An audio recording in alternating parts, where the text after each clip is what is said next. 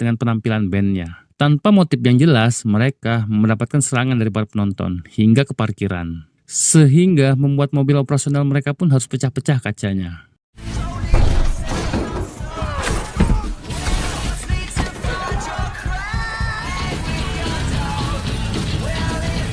Scene pun berpindah ke seorang anggota CIA bernama Kidman. Di mana hari itu, Kidman diminta oleh seorang kolonel untuk menemui seorang sutradara terkenal bernama Stanley Kubrick. Si kolonel menjelaskan bahwa menjelang pendaratan roket Apollo 11 di bulan, mereka meragukan bahwa roket tersebut berhasil mendarat di bulan. Ia mengkhawatirkan jika si roket gagal dan mereka didului oleh negara pesaingnya, yakni Rusia. Dan jika Rusia menjadi yang pertama berhasil mendarat di bulan, tentu akan menjadi masalah besar bagi negaranya. Maka dari itu, Kidman ditugaskan agar meminta Stanley untuk membuat sebuah kebohongan dalam bentuk film tentang keberhasilan pendaratan Apollo 11 ke bulan. Dan film itu menegaskan bahwa mereka adalah yang pertama berhasil mendarat di bulan. Dan setelah film itu berhasil diproduksi, ia diminta membunuh Stanley agar kebohongan ini hanya mereka berdua yang mengetahuinya. So you want me to kill everyone? I have to worry about that. Dengan hanya berbekal sebuah foto usang, Kidman pergi ke Inggris untuk bertemu Stanley Kubrick. Sedikit informasi tentang Kidman. Kidman sendiri digambarkan sebagai orang yang menderita sebuah trauma akut pasca misi khususnya di Vietnam, di mana Kidman sering mengalami sebuah halusinasi seolah ia didatangi hantu korban-korbannya di Vietnam dan seolah sedang dalam medan pertempuran.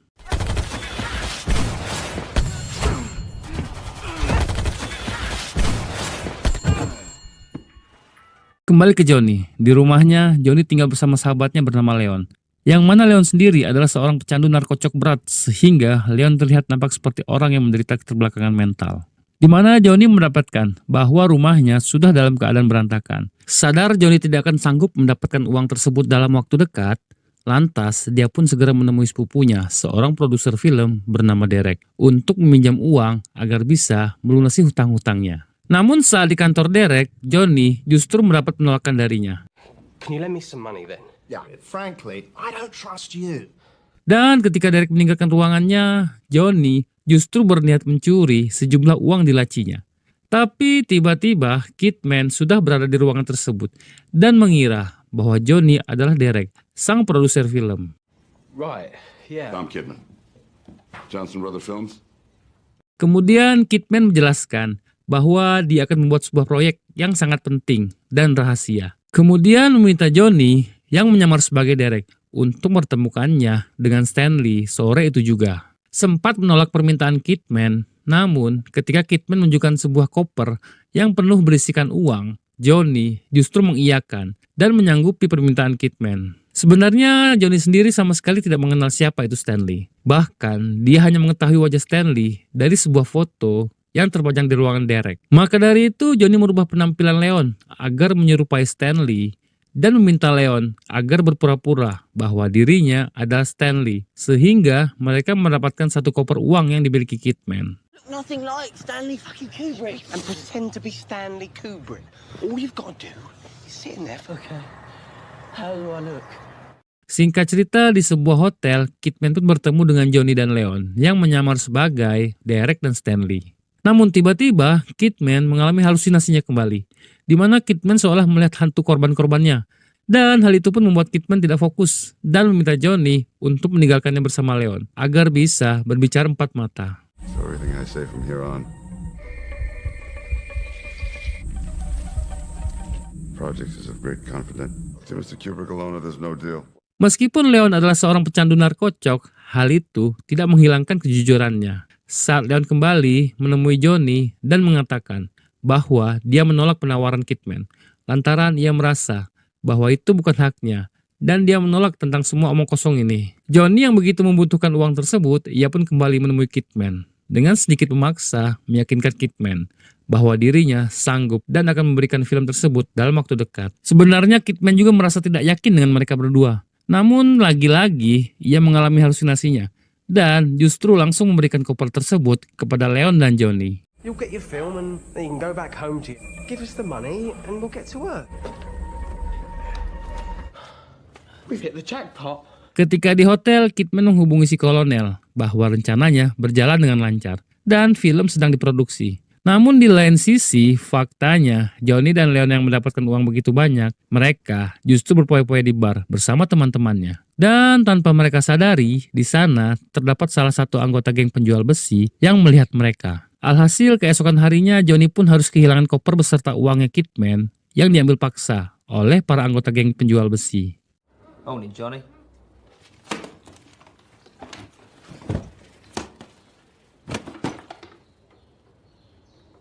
I'm sure Mr. Munger would like to send his thanks. Sementara itu di hotelnya, Kidman sadar bahwa ia telah tertipu oleh Johnny yang menyamar menjadi Derek. Setelah ia melihat berita di TV bahwa Stanley yang asli berbeda wajahnya dengan Stanley yang ia temui. Dengan perasaan kesal, dengan cepat Kidman pun langsung mengunjungi kantor Derek. Saat bertemu Kidman, jelas Derek asli pun nampak kebingungan dengan apa yang dikatakan Kidman tentang janjinya bersama seseorang bernama Derek yang akan menemuinya dengan seorang sutradara bernama Stanley. Dan Derek justru mengolok-olok Kidman sehingga membuat Derek harus di smackdown dan menghancurkan beberapa furniturnya. They saying he was Derek Kay.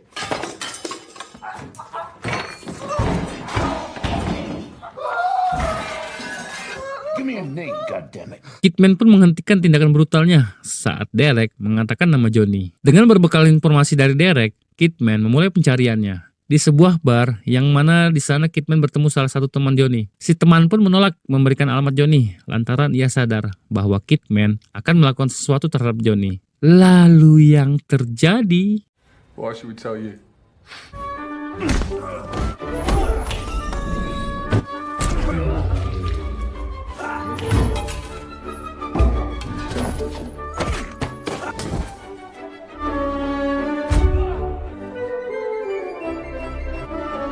yaps, dengan mudah Kidman melumpuhkan semua teman-teman Johnny yang tidak diketahui namanya. Dan tersisa satu pria, namun berpakaian layaknya wanita. Dan dia pun mengatakan bahwa rumah Johnny di jalan ini dan nomor sekian.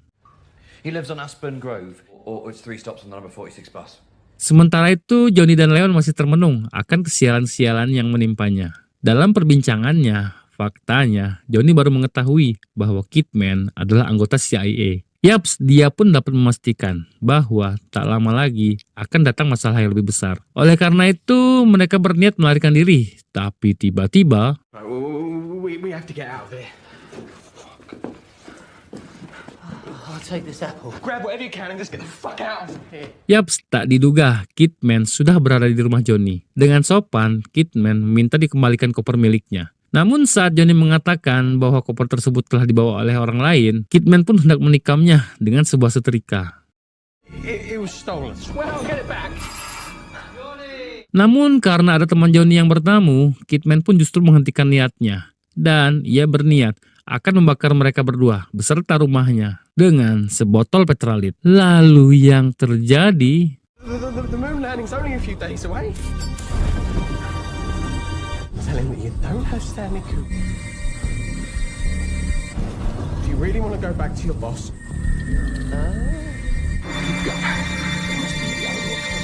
Kidman pun menghentikan niatnya tatkala dia kembali melihat seonggok hantu korbannya di Vietnam. Dan mereka pun membuat sebuah kesepakatan untuk menemui salah satu teman Johnny, seorang sutradara amatir bernama Renatus. Sesampainya di sana, mereka disambut seorang wanita cantik bernama Ella untuk kemudian membawa mereka ke hadapan Renatus. Yaps, dialah Renatus, sang sutradara cadangan yang menggantikan peran Stanley, di mana Renatus memamerkan sebuah makaryanya, sebuah film slow-mo yang bagi aku pribadi film tersebut sangatlah mencengangkan. Wow. Together, we won that through the abyss flat. You're a fucking asshole. So, what brings you here? Setelah berbahasa basi ria, Kidman langsung mengungkapkan maksudnya ke sana, di mana Kidman meminta dibuatkan sebuah film pendek tentang pendaratan di bulan. Renatus merasa bahwa film yang diinginkan Kidman sangatlah sederhana. Ia pun menyanggupinya dan meminta agar uangnya dibayar terlebih dahulu. Dan artisnya adalah Leon. Leon. I'm gonna cost a lot of money. Kemudian Kidman meminta Johnny agar mengantarkannya ke tempat geng penjual besi. Johnny sempat menolak permintaan tersebut lantaran ia tidak ingin berurusan lagi dengan geng penjual besi. Selain berbahaya, geng tersebut akan membunuhnya jika mereka memaksa ke sana. Namun Kidman dengan santainya pergi ke sana. Lalu yang terjadi, Listen. Yeah.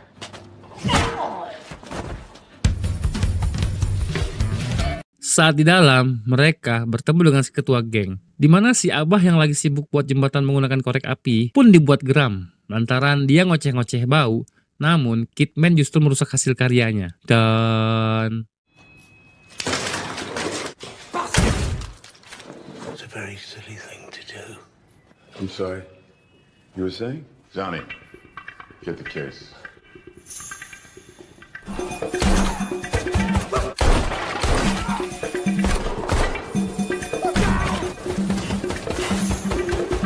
sempat terjadi baku tembak antar kedua pihak. Alhamdulillahnya Kidman dan Johnny berhasil kabur dan memberikan koper tersebut kepada Renatus. Di lain sisi, hari di mana Apollo 11 meluncur pun tiba. Si kolonel dan rekan-rekannya memprediksi bahwa Apollo 11 hanya 30% kemungkinan bisa sampai dengan selamat. Hal itu pun menjadi kekhawatiran untuknya, lantaran Kidman tidak kunjung ada kabar. Sementara itu di rumah Renatus, mereka mulai menggarap film tersebut dengan mulai mempersiapkan tempat, artis, properti, kostum, kamera, kosmetik, bahkan di antara mereka terdapat babi yang didandani layaknya harimau. Sampai akhirnya mereka berhasil membuat tempat itu nampak seperti di bulan. Namun tanpa Johnny sadari, rumahnya sudah didatangi kelompok geng penjual besi beserta antek-anteknya. Sudah dipastikan bahwa mereka berencana membalas dendam atas serangan Johnny sebelumnya.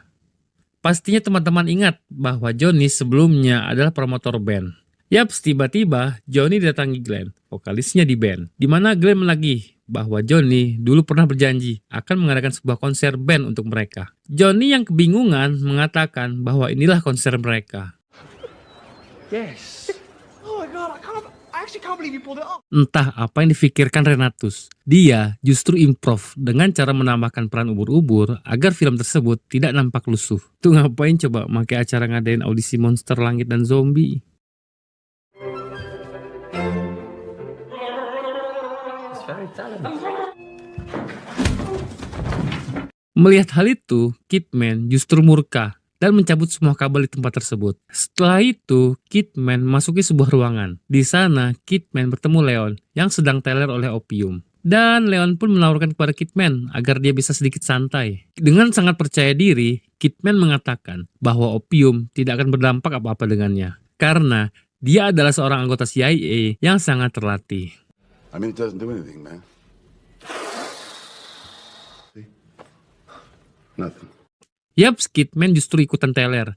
Bahkan, ia sampai pingsan dibuatnya. Tak hanya itu, saat sadar, alih-alih memberi obat sakit kepala, Ella justru memberi Kidman sebutir pil acid. Entah apa itu pil acid, aku juga baru dengar. Namun, Kidman justru terlihat panik dan berusaha memuntahkannya. Alhasil, halusinasi Kidman pun makin menjadi-jadi.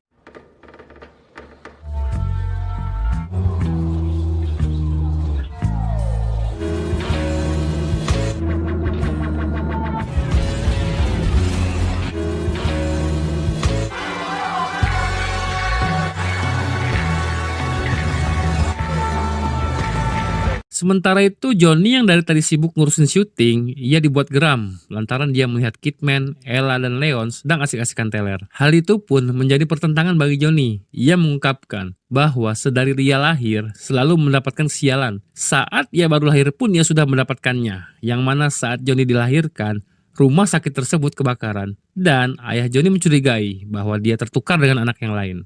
Johnny sendiri sadar bahwa hari kematiannya sudah dekat, lantaran gagal menuntaskan film tersebut. Namun Johnny tak ingin mati sebagai pecundang. Kemudian Johnny dan Kidman pun bertekad akan menyelesaikan film tersebut. I don't want to die a loser. Not on my watch. We never fucking lose, man. It's like Americans, we never fucking lose.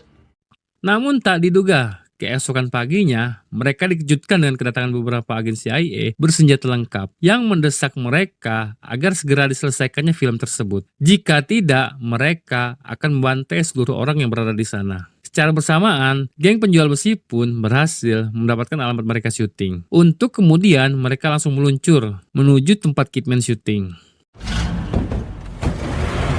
Fair the astronauts. All right, everybody take their places.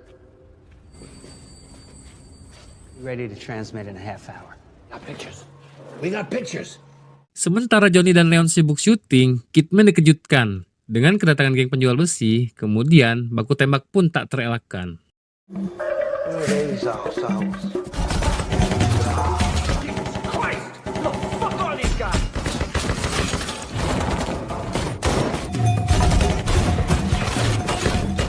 Come get me, old man!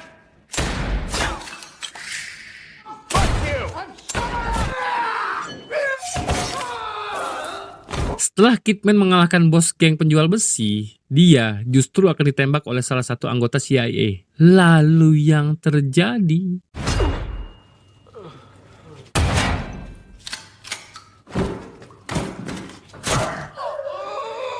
Untungnya, Johnny hanya jatuh karena terkejut, dan Kidman berhasil menghantam si anggota dengan sebilah kapak. Setelah semuanya berakhir, Kidman, Johnny, Ella, dan Leon memutuskan meninggalkan kota tersebut. Dan di akhir film diperlihatkan, seluruh televisi menyiarkan bahwa Apollo asli telah berhasil mendarat di bulan. Dan film pun ditutup dengan tawa bahagia seluruh masyarakat Amerika bahwa kini manusia berhasil menginjakan kaki di bulan. Dan film pun selesai.